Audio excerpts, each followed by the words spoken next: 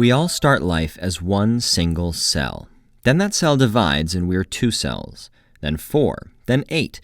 Cells form tissues, tissues form organs, organs form us. These cell divisions, by which we go from a single cell to 100 trillion cells, are called growth. And growth seems like a simple thing because when we think of it, we typically think of someone getting taller, or later in life, wider. But to cells, growth isn't simple. Cell division is an intricate chemical dance that's part individual, part community-driven. And in a neighborhood of 100 trillion cells, sometimes things go wrong.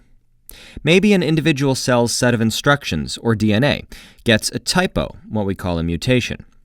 Most of the time, the cell senses mistakes and shuts itself down, or the system detects a troublemaker and eliminates it. But enough mutations can bypass these fail-safes, driving the cell to divide recklessly. That one rogue cell becomes 2, then 4, then 8. At every stage, the incorrect instructions are passed along to the cell's offspring. Weeks, months, or years after that one rogue cell transformed, you might see your doctor about a lump in your breast. Difficulty going to the bathroom could reveal a problem in your intestine, prostate, or bladder. Or a routine blood test might count too many white cells or elevated liver enzymes. Your doctor delivers the bad news. It's cancer. From here, your strategy will depend on where the cancer is and how far it's progressed. If the tumor is slow-growing and in one place, surgery might be all you need, if anything. If the tumor is fast-growing or invading nearby tissue, your doctor might recommend radiation or surgery followed by radiation. If the cancer has spread, or if it's inherently everywhere like a leukemia, your doctor will most likely recommend chemotherapy, or a combination of radiation and chemo. Radiation and most forms of chemo work by physically shredding the cell's DNA, or disrupting the copying machinery. But neither radiation nor chemotherapeutic drugs target only cancer cells.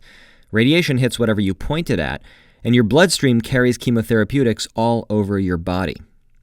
So what happens when different cells get hit? Let's look at a healthy liver cell, a healthy hair cell, and a cancerous cell. The healthy liver cell divides only when it's stressed. The healthy hair cell divides frequently, and the cancer cell divides even more frequently and recklessly. When you take a chemotherapeutic drug, it will hit all of these cells. And remember that the drugs work typically by disrupting cell division, so every time a cell divides, it opens itself up to attack. And that means that the more frequently a cell divides, the more likely the drug is to kill it. So remember that hair cell?